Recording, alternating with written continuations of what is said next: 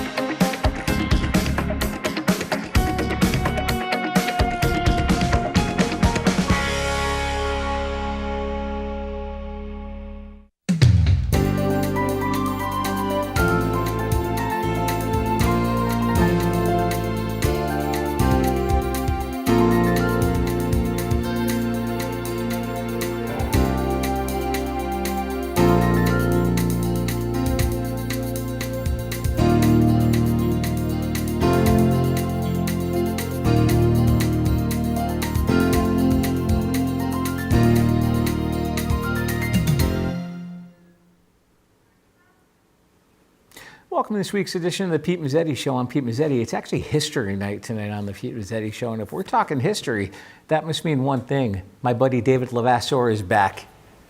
Hello, sir. Hello, sir. How are you, bud? I'm just fine as frog's hair split twice. Exactly. What's new? Not much. No? Keeping busy with history and Well, with the good. 250th celebration that's being planned. So, Cool. So where shall we start? well, I'm going to start a little out of context. We left boy. off in 1777, We did. and I thought I would do a throwback for a very specific reason. Okay. Today is the exact 251st anniversary of Patrick Henry's famous speech to the Second Virginia Convention. Really? And I thought it would be kind of neat to start off with that because a lot of people know about the last line, but they don't know about the whole talk. Mm-hmm. And he was a 38-year-old lawyer. He attended the Virginia Convention, and the reason Virginia had a convention was their royal governor was still around, and he'd closed their House of Burgesses, which was their General Assembly. Really? So these guys had to meet on their own surreptitiously, and instead of meeting in Williamsburg, which was the capital, they met in Richmond. And their job was basically to figure out how to protest what was going on with England. And there were some who were moderates, there were some who were conservatives and weren't quite ready to make the split Okay. or even take up arms. And then there were some who saw clearly what was coming down the road. Okay. And among them was Patrick Henry. And my favorite part of his speech is the very end. He had already argued and proposed that Virginia beef up its militia system. Okay. Unlike New England, which had a robust militia system that had been used repeatedly in all these wars with the French and the Indians, Virginia really didn't have one. And of course, their governor had done nothing to make it robust because he was a loyalist. The last thing he wanted was a bunch of armed patriots running around with guns. Yeah. That could be not in his best interest. Exactly.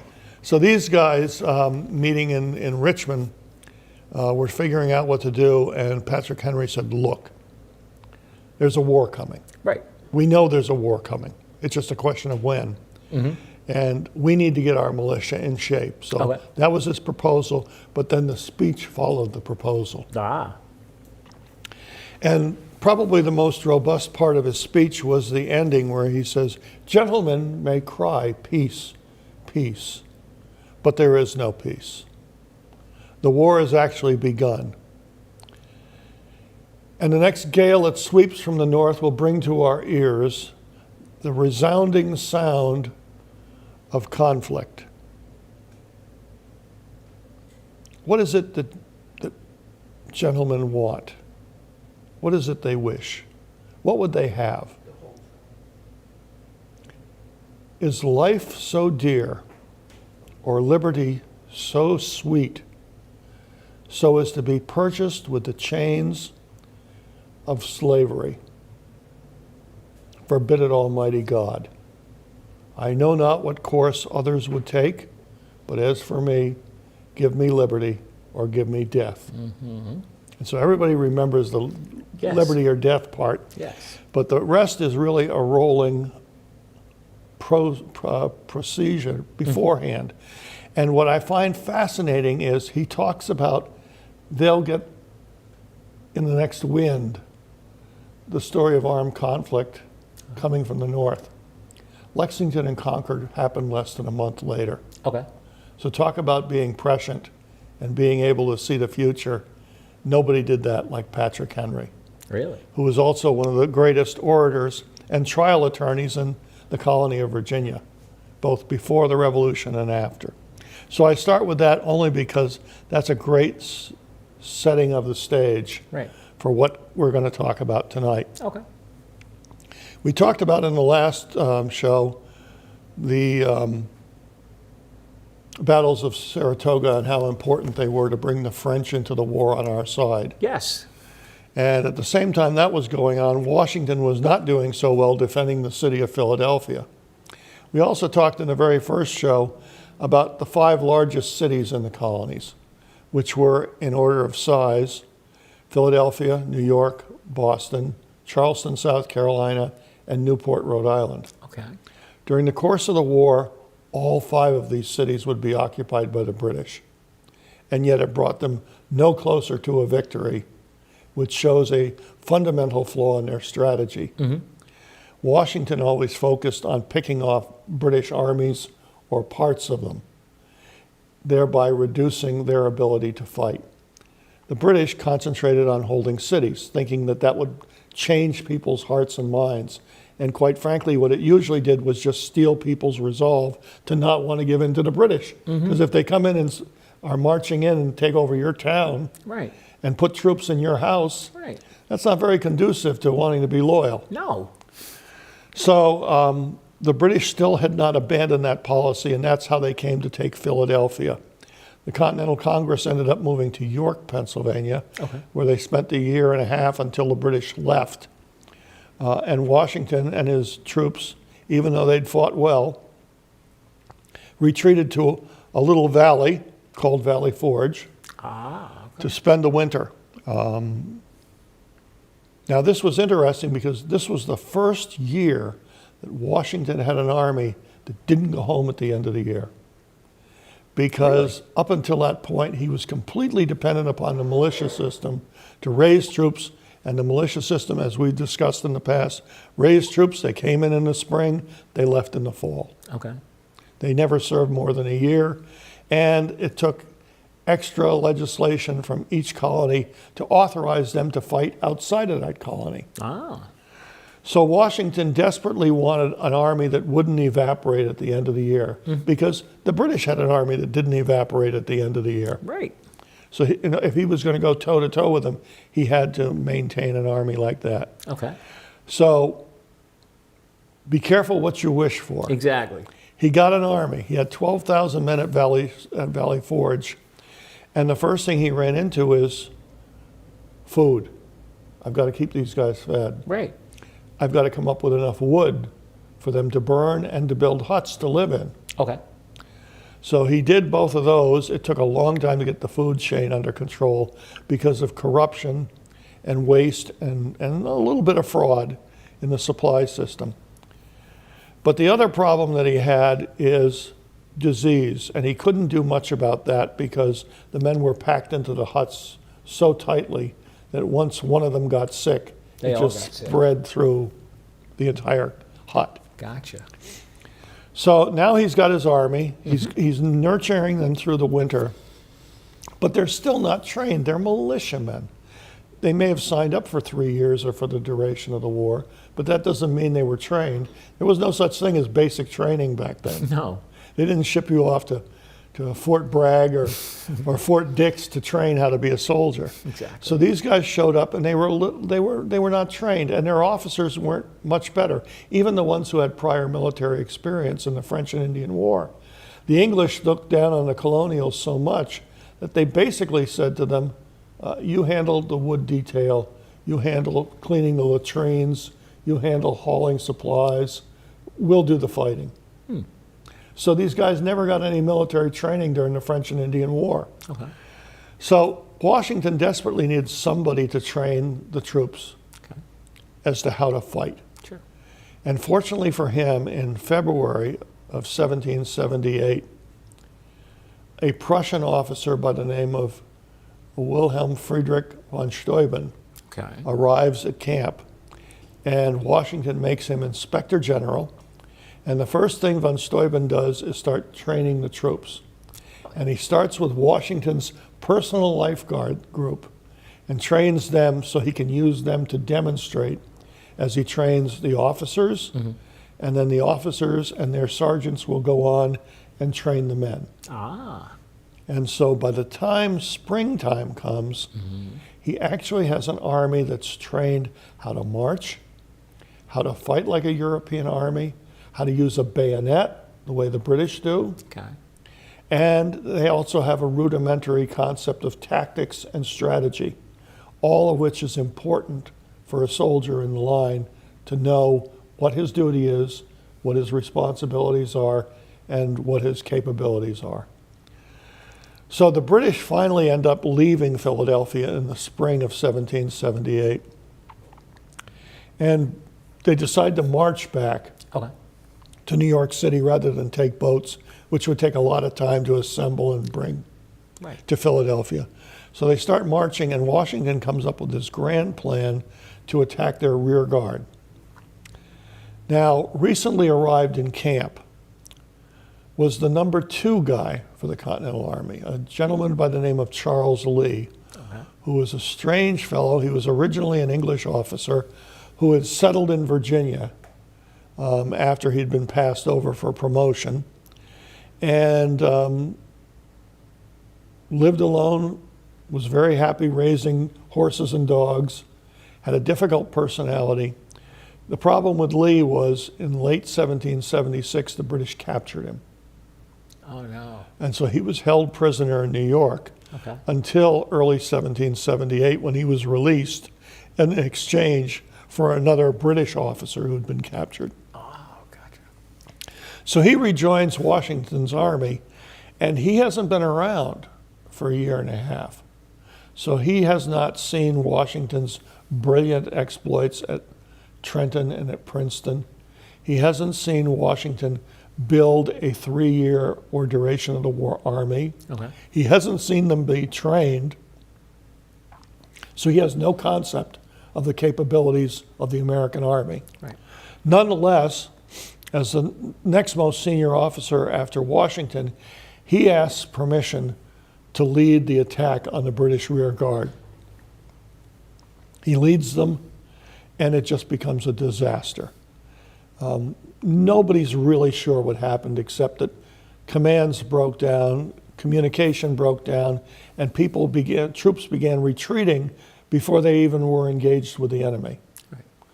Washington finds out about this, and he's absolutely livid. So he comes onto the field, he confronts General Lee, and he actually strips him of his command in front of the troops and orders him to the rear. Washington then takes command, and believe it or not, the Americans do an incredible job fighting the British, Oh, yeah. and they actually drive the British from the field. And it's one of the best victories the Americans have during the war. And unfortunately, it ends up being the last major battle fought in the North. To bring it to a local level, we had at least one gentleman from the Clinton-Killingworth area who died at the Battle of Monmouth. Really? His name was Stephen Hall. We don't know how he died. The Battle of Monmouth was fought on a day that was so hot in June that they say the temperature was probably over 100 degrees. Ooh. And remember, in the 18th century, these guys fought in wool coats Yeah. and wool pants. And so, I mean, they're out there in the sun, maneuvering, charging, fighting, wearing all of this wool. And I don't have to tell you that of the American casualties and British casualties that day, a number of them were from heat stroke. Yes. So at that point, Mr. Hall, Private Hall dies. We win the battle. That's also where the legend of Molly Pitcher began, where Molly Pitcher followed her husband into the army. He serviced a cannon and an artillery unit. When he was wounded, she took over and served as a gunner on the cannon crew. Really? And has gone down in history as Molly Pitcher. All right. So we won that battle. The most important thing about 1778, other than the fact that the British left Philadelphia and went back to New York, was the French were now our allies. And the French and the British were foolish about this. When the British found out about the French alliance, the first thing they did was declare war on France. Now, France had not declared war on England. So had they just sat back and done nothing, Right. they would have been in less distress than they ended up being. Mm-hmm. But by declaring war on France, France now took the war to a whole new level. Really? People know that they sent troops and ships over here to help us. But what they don't know is that the revolution turned into a world war. And the British and the French fought in Africa. They fought in India. They fought in the Caribbean. When the Spanish came in, the Spanish fought in Florida, seizing British posts back. So what that means is when you've got to contend with fighting two other countries like France and Spain, you've got to shift your troops around, which means the British did not have the reinforcements that they needed in the American Revolution to send to America. They had to send them to all these other places in order to keep the French from taking India from them, from taking parts of Africa from them, from taking the Caribbean from them. So that had a decisive impact, not only because the French gave us troops and ships to help fight, but because their entry into the war drained off British soldiers that otherwise would have been sent here. So that's the fascinating thing about the French alliance that people don't talk about. Okay. The other thing is that, as I mentioned, that was the last major battle in the North. After all of this happened, the British decided to abandon Newport. They held on to New York, but they decided they would try to sway the southern states to stay loyal. And so they sent an army south. They sent several groups of armies south. In 1778, at the end, they seized Savannah, Georgia, and then they moved in and captured Augusta, Georgia. And then the following year, in 1780, they actually launched a large attack on Charleston, South Carolina, and captured it on May 12th of that year, trapping an entire American army of 5,000 men. Holy cow. So now these guys are out of the war. They've been captured. They've been paroled and sent home, but they're effectively no longer fighting units. Right. So Congress decided we needed to raise a new army, get a new commander, and send him south. Well, our old friend Horatio Gates from Saratoga, who had ridden that hobby horse in an incredible fashion, making him seem like he single-handedly won the battle. Right. And we know Benedict Arnold helped, other people helped, Daniel Morgan helped. He came in, he went over Washington's head and went directly to Congress and said, "Make me the commander." So they said, "Okay." And they sent him south, and he tried to pull together an army, and the British absolutely crushed them at the Battle of Camden. In fact, they crushed them so badly that Horatio Gates set a new land speed record. Really? And in 4 days, he managed to flee 160 miles, leaving his army and what was left of it behind him. Wow. So needless to say, Congress was no longer enamored of General Gates. Yeah, right. At this point, they turned to Washington and said, "All right, we didn't listen to you last time. Now it's your choice. Who do you want to send down south?" And his pick was probably brilliant. He picked General Nathaniel Greene, who was from Rhode Island. He was a Quaker by religion, who of course are opposed to fighting. but they referred to him colloquially as the Fighting Quaker. Ah. And he went to South Carolina, to the Carolinas, and rebuilt the army, and relied upon another old veteran who came down to help him out, which was Daniel Morgan, who we talked about at Saratoga. We talked about him at the Battle of Quebec. Right. We talked about him going through the woods of Maine with Benedict Arnold. And all in all, they, the two of them had hit upon a brilliant strategy. They knew they had to retake the interior of the state of South Carolina in order to make sure that loyalists didn't sign up to help the British. Right. So they split the army, as small as it was, in half. One half, under Morgan, went into the interior. The other half, under Greene, just stayed ahead of General Cornwallis and the main British army, and wouldn't engage in battle because he knew he'd lose. Right. Well, at that point, and then the other thing that happened in the South and in South Carolina was a number of partisan groups broke out, one under Thomas Pickens, another under William Moultrie, and probably another under General Sumter, and a fourth one who's probably the most famous, under Francis Marion, also known as the Swamp Fox. And he and his men would live in the swamps. They would come out, they would attack the British, and then they would go back in the swamps, and the British could never find them.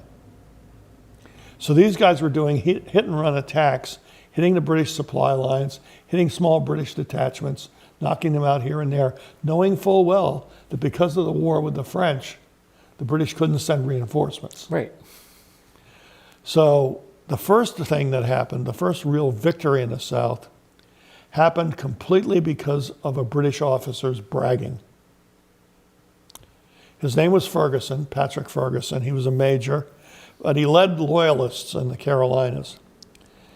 And he was so confident that the British were going to win the war that he sent word over the mountains, over the Appalachian Mountains, to the settlers in Tennessee and Kentucky. And he said, submit to the crown, become loyal once again, or I'm going to march an army over the mountains and wipe you out. Oh, no. Well, the one thing you don't do is tick off people with rifles who live on the other side of the mountain. No. 1,000 of them, no. or more, came over the mountains. They call them to this day the Over the Mountain Men, and laid a trap for Ferguson. He thought he was well entrenched on a mountaintop. It ended up being a trap because they surrounded him. And they were armed with rifles. His men were armed with muskets. Now, we've discussed this previously, too. A musket has an effective range of about 50 yards. A rifle has an effective range of 300 yards. You see in the picture here?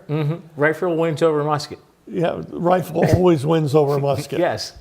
And so the men from over the mountains started picking off Ferguson's men from a long distance before his men could even shoot back.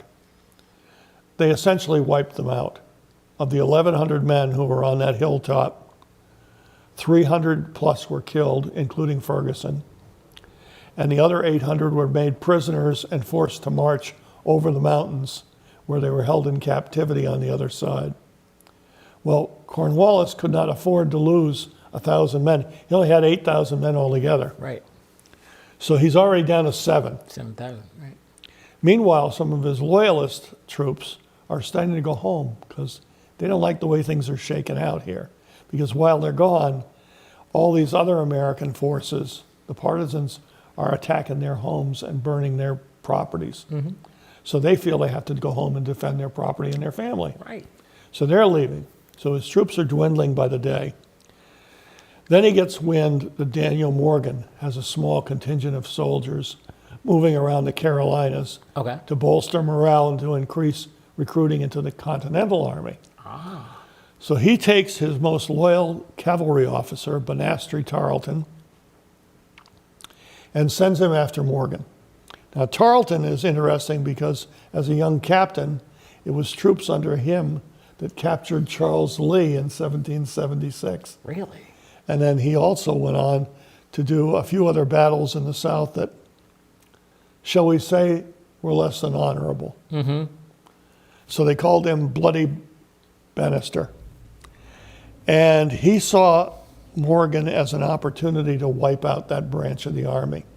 What he did not count on was Morgan. Morgan was an old Indian fighter who'd fought in the French and Indian War. He started his service as a teamster, which meant he drove wagons. Okay. And he was on the Braddock expedition, which of course resulted in a disastrous defeat for the British in 1755. Well, a British officer insulted him. Oh, no. And here in the colonies, people didn't know their station. Morgan decked him. That was a criminal offense. In fact, it was a death sentence for most people. Oh, no. He was sentenced to be whipped with the lash 500 times. That normally would kill a man. Okay. Morgan later joked that they only got 499 because the guy couldn't count. But he survived. Really? And he survived with a hatred for the British that would last for decades. So what Morgan did was he knew Tarleton was coming for him, and he wanted Tarleton to come for him. So he came up to a hill, and he put his most experienced troops at the top of the hill. In front of them, he put his next most experienced troops who had seen a little bit of action, knew what to expect when the British attacked. Okay. And in the very front line, he put his most inexperienced militia. And he said to those guys, I want you to get off 2 shots. Then you can run back and fall back behind the more experienced guys. And he said to the more experienced guys, I want you to get off 4 shots. And then you can fall back with everybody else behind the very experienced troops. It became a bloodbath. Oh, boy. Because a lot of the militia had rifles, and they just hammered the British. And the British thought, supremely confident, that they could just attack head on, and the Americans would flee and leave the battlefield, because that's what militia had always done in the past. Right. Well, this disciplined approach that Morgan used completely defeated them, pretty much wiped out this 1,100-man force. So now you've got another 1,000 men that Cornwallis doesn't have. He's chasing Greene all over the place. Morgan leaves after his major victory at the Battle of Cowpens. The previous victory were the Over the Mountain men. That was the Battle of Kings Mountain. And Greene and Morgan link up, so now Greene's got a pretty good size army, and they're experienced. They've beaten Britain before. And at that point, Morgan is suffering from a lot of health issues because he was older than most of the other generals at the day. And so he retired to Virginia. And Greene decided to have one last battle at Guilford Courthouse. And while the Americans yielded the field, they pretty much ended Cornwallis's army's ability to function as a freestanding army. Right. And Cornwallis ended up abandoning the Carolinas, going to Wilmington, North Carolina to resupply. And then he marched up to a little village in Virginia called Yorktown. Okay. And that's where he camped out, waiting for supplies and more men from the British in New York. Once he was gone, then Greene and the other partisan units concentrated on wiping out the little posts all around South Carolina. Okay. And by the end of the war, 1783, they had effectively recaptured all of South Carolina and all of Georgia and whatever part of North Carolina had been taken. Meanwhile, Cornwallis is up at Yorktown, and the French have arrived in Newport. Almost 6,000 French soldiers. Ooh. And so Washington meets with their commander, Rochambeau, and wants to attack New York City, And Rochambeau says, I don't think that's a good idea. You know, they got this British army down there at Yorktown. If we bring in the French Navy, that keeps the British Navy from saving them. And then we march down together and besiege them and get them to surrender. That's the second British army who Americans will have captured. First one at Saratoga, this will be the second. And that's exactly what they did. They maintained cover, they maintained deception, and the entire 6,000-man French army came down. 9,000 Americans came down. And then the French Navy arrived, and not only did they bring ships and beat the British ships in the Battle of the Chesapeake, but they offloaded another 3,000 French soldiers. So now you're looking at Really? 10,000 French soldiers, Okay. 9,000 American soldiers, and the British have 6,000 men. 6,000? They're surrounded. And every day, the French siege lines and the American siege lines are getting closer and closer and closer. And finally, in October of 1781, the British have to surrender because they can't get supplies from New York because of the French fleet. They can't get reinforcements from New York because of the French fleet, Right. and they're trapped. And so in October of 1781, at the conclusion of the Battle of Yorktown, British under Cornwallis surrender, and that essentially ends the war.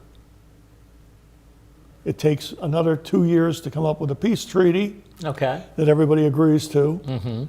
But that ends the war pretty much in the Americas. There were some skirmishes and small battles, and as I mentioned before, battles in the Carolinas to recapture the South. Right. But in the North, the war was pretty much over with. So now Washington had a bigger problem. What was that? How do you keep your troops in the field when they're not doing any fighting? They want to go home. Ah, right. In their mind, the war's over. War's over. Let's go home. One little problem. What's that? 15,000 British soldiers sitting in New York City. If his army goes home, who's going to stop them from going out into the countryside and raising havoc? Uh-huh. So he's got to keep that army together, and they're starting to get dissatisfied. Oh, no. We've talked about how supplies were problems throughout the entire war. Yes. Well, another problem was the pay. At first, Congress paid the troops rather well, but as money ran tight, they started to issue what were called continental dollars. Okay.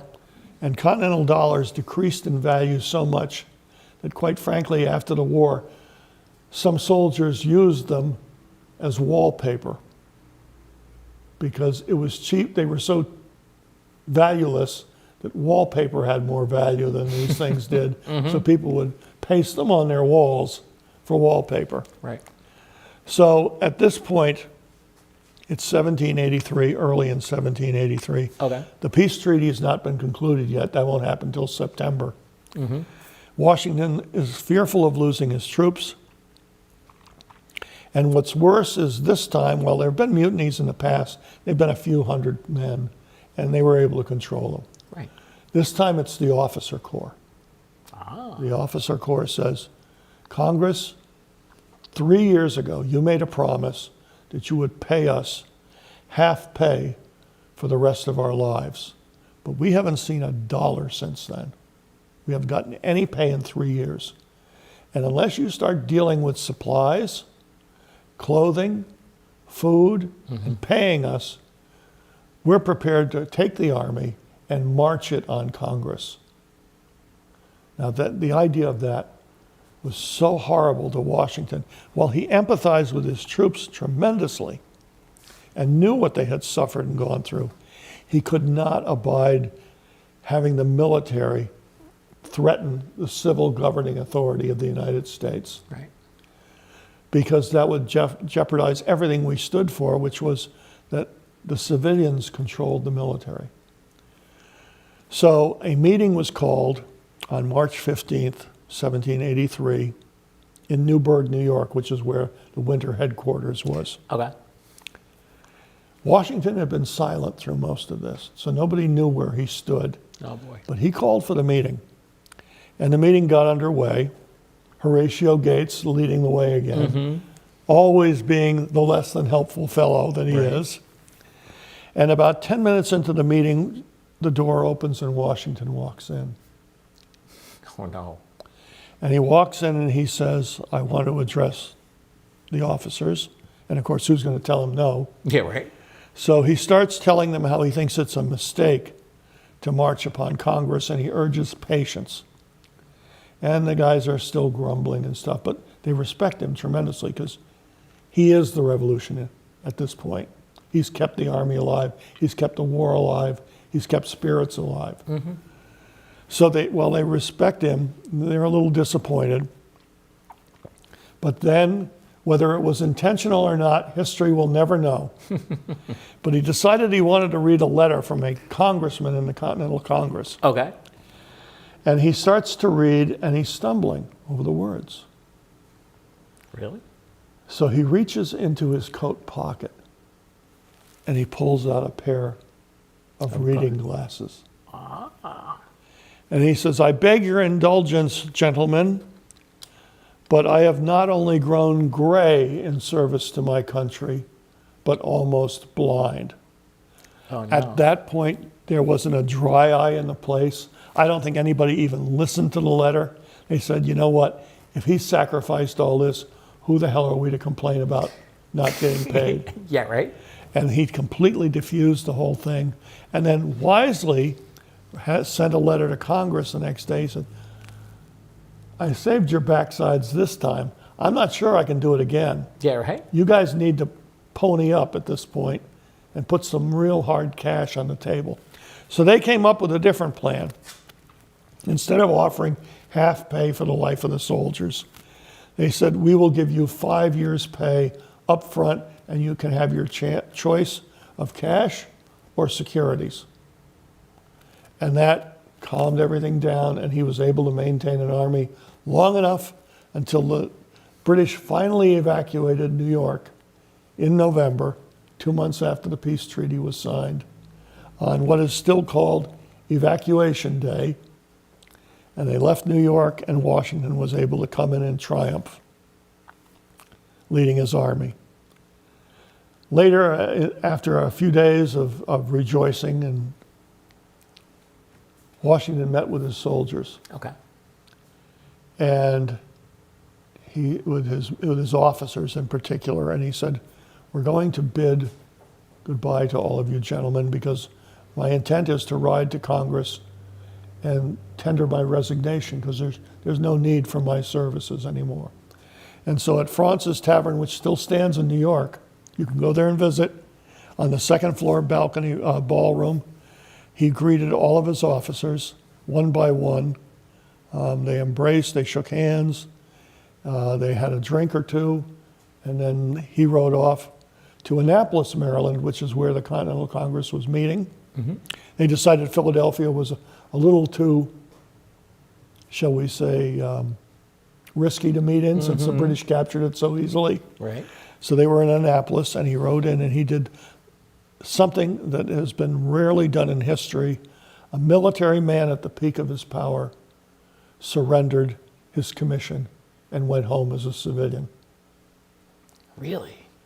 This was so radical an idea in history that when George III heard of this, and Washington being his biggest adversary, Right.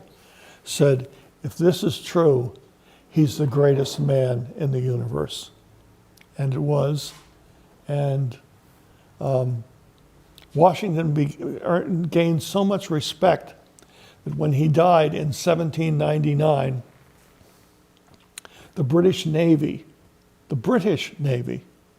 lowered its flags to half-staff. What does that tell you about how much respect this man? He could have had anything he wanted, and he went home. Wow. He went home. So, Wow. to me, that is the postscript to the American Revolution. Absolutely. So- You're right. You're right. Hey, we've got some photos we want to take a look at. Sure. Let's take a look. Take a look and see what we're looking at. This is a picture of Van Steuben training the soldiers at Valley Forge. Okay. He's a fascinating individual because he didn't speak English very well. The only thing he managed to master in English really well was swear words. So, and he could swear in multiple languages. He swore in German, he swore in French, and he learned to swear in English. Okay. He learned to swear before he was able to give commands in English, so he had to rely upon an aide. and he would give him the commands in French, and he would translate them to English. Okay. But it worked. Right. He turned the place into an army, so. Let's see. This is a picture of Washington interceding at the Battle of Monmouth. Okay. He has relieved Lee of his position now, and now he's taking command of the troops, and he completely saved the day. I mean, he single-handedly turned this battle from an American defeat into an American victory. Right. This we're actually going to talk about in the next part of our program. We're going to talk about the war along the shoreline. All right. This hat belonged to Captain Phineas Meigs, living in East Guilford, which is now Madison. Okay. And he fought in one of the last battles of the Revolutionary War when British troops and Loyalist troops landed in Madison near Fence Creek. And he led the militia to get them off the beaches. And in the firefight that happened, Captain Meigs lost his life. He was 70 years old. And if you see there are two holes in the hat, Yes. the one on the left just happened because of old age. Mm-hmm. The one on the right is the one that was caused by the bullet that killed him. He was shot in the head, the only casualty on the American side from that battle. Wow. Let's see. And his hat is at the Connecticut Historical Society. Oh, is it? This is Major John Andre. He was the British officer who was conspiring with Benedict Arnold to convince Benedict Arnold to go over to the British side and to surrender West Point. Benedict Arnold had asked to be placed in command there, knowing full well he planned on turning it over to the British. Fortunately, the plot unraveled before he could do so. Major Andre was caught in civilian clothing and was convicted and hanged as a spy, in no small amount as payback to the British for Nathan Hale. Ah. This is General Charles Lee. Okay. While he was in captivity in New York, he wrote a letter to Washington and asked him if it was any way possible that Washington could send his dogs to him, because he needed their company greatly, being a prisoner of war. And Washington obliged, and that's one of the dogs there in this Really? cartoon. Oh, wow. But he was a real animal lover, and difficult with humans, great with animals. There's our friend Benedict Arnold, Aha. the hero of Saratoga, Yes. the hero of Quebec, the hero of the Battle of Lake Champlain, and probably the most notorious traitor in American history.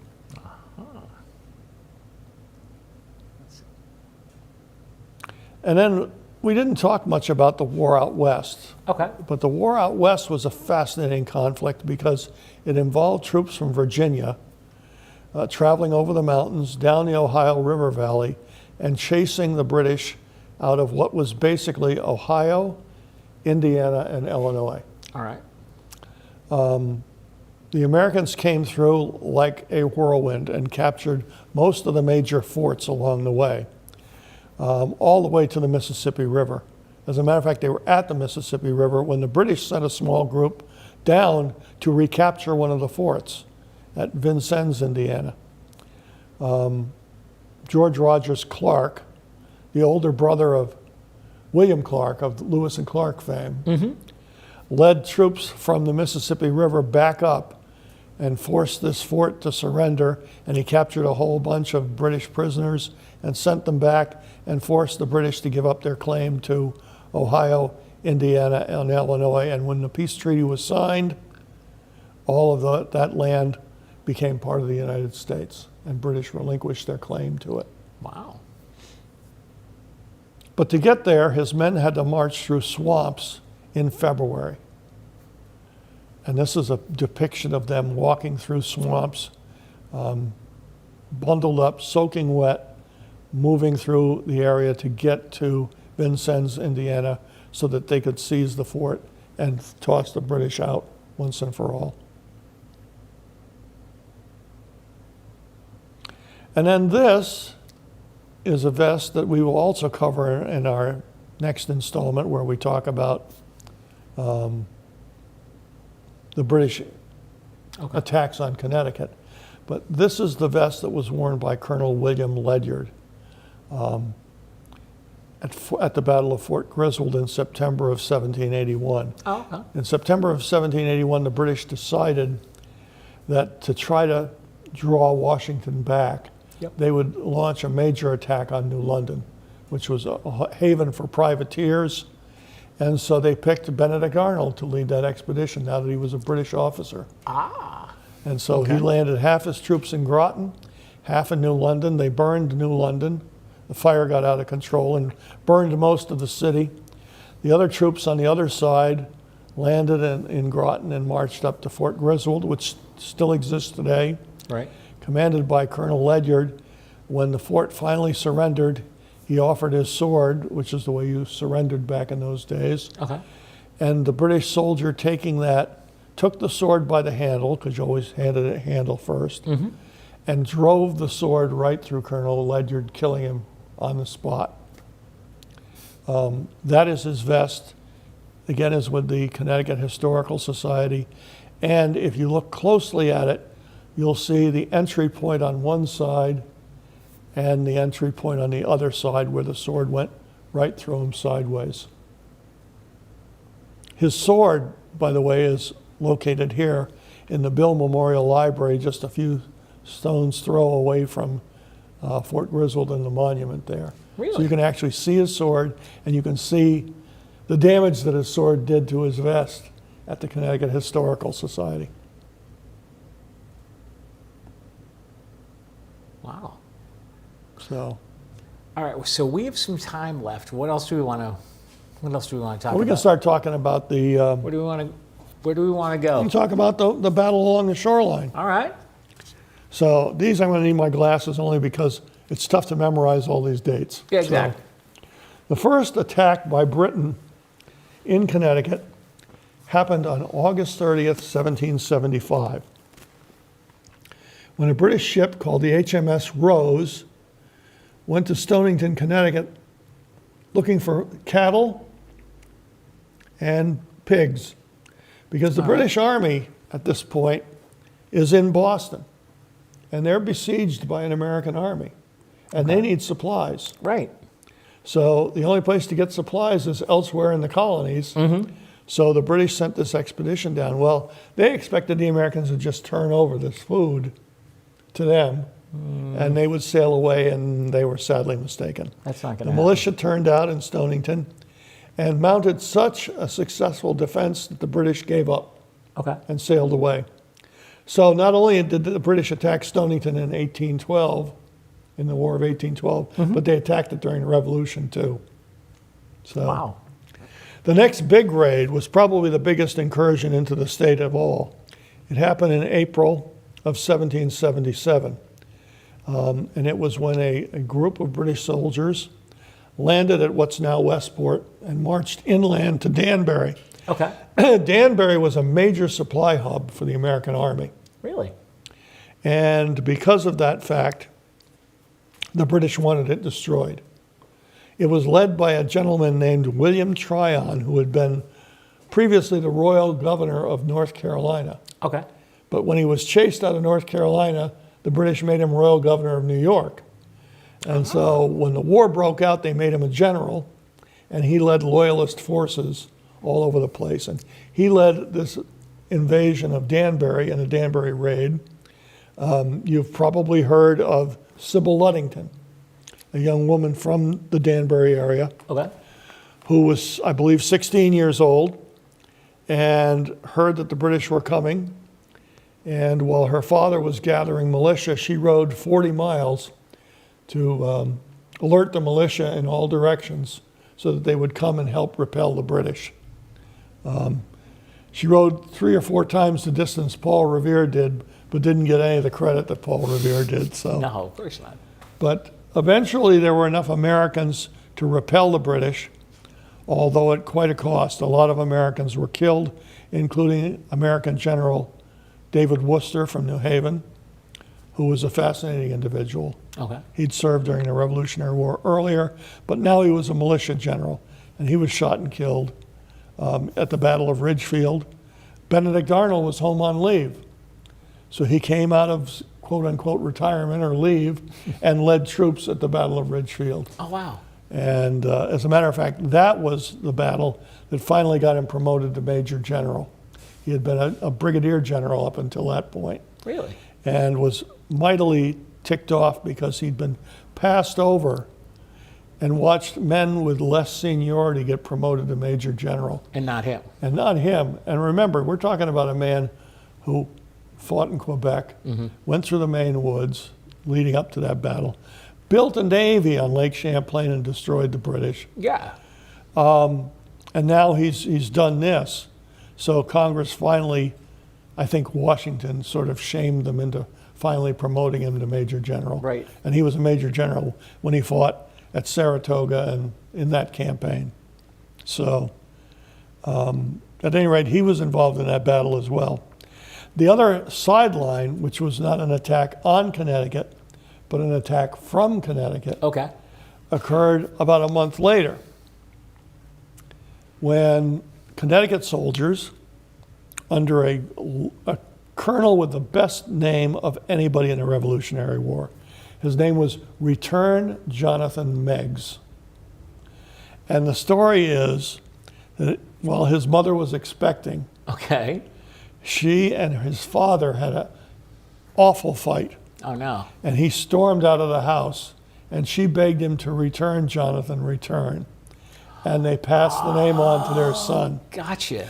And you would think Meigs, they had a connection to Madison because Right. there's Meigs Point? Well, interestingly enough, there's a Meigs family that's still in Madison. And Oh, is there? many people always assume that Meigs Point was named for them. Right. But an interesting thing happened when they were launching this attack. They were sailing from New Haven, and they were going to come up the coast to where the Sound gets closer to Long Island, so that they had less of a trip under open water. And so they needed a place to put in because the weather got really bad and the ships wouldn't be able to make it Really? across the Sound. Because in those days, what they used for ships were whale boats, Okay. which were giant open rowboats. Well, if it's raining, what happens to your rowboat? Fills You get up. wet. And it fills up. Right. And then it sinks, and you don't make it across the Sound. No. So he had to find a place to put in. Now, this is a great bone of contention because the people in Guilford insist that he put in at Leeds Island. Okay. But that doesn't make any sense because Leeds Island was heavily populated, had a lot of farms, and no guy who's running a secret mission is going to park his men for 2 or 3 days in an area with that many people. No. Because loose lips sink ships, Exactly. literally. Right. So what he did was he continued up the coast till he got to what's now Hammonasset State Park. Okay. Hammonasset was empty. Nobody was farming that because it's sand or swamp. Okay. Right. So he figured that was the perfect place to lay low. So they turned their boats over and used them as shelters and just hunkered down for 2 days till the storm passed. Okay. And then they left from Hammonasset Point and sailed across and did an amazing job. They attacked Southampton, they attacked Sag Harbor, brought back 90 prisoners. Okay. Returned Jonathan, got a sword from Congress because they were so appreciative of his war effort. And in their own way, Connecticut extracted revenge for the Danbury raid. Wow. The interesting thing is, contrary to popular belief, Meigs Point is not named for the Madison Meigs family. It's named for Colonel Meigs because that's where he and his troops camped out. Before Really? this, that was known as Hammonasset Point, and it's been known as Meigs Point ever since. So Wow. now you know the story behind the naming of Meigs Point. Wow. Holy cow. All right. So we have about 30 seconds left, but before we say goodnight, you're speaking in April, I believe. Where? April 22nd at the Henry Carter Hall Library in Clinton on time? Route 81, 6 p.m. And we will be talking about the year 1776 and we cover the military aspects and the Declaration of Independence. Okay. So David Levasseur, thank you for some time, my friend. thank you. We'll see you soon. Absolutely. All right. On behalf of David Levasseur, I'm Pete Mezzetti. Thanks. Good night. We'll see you next week.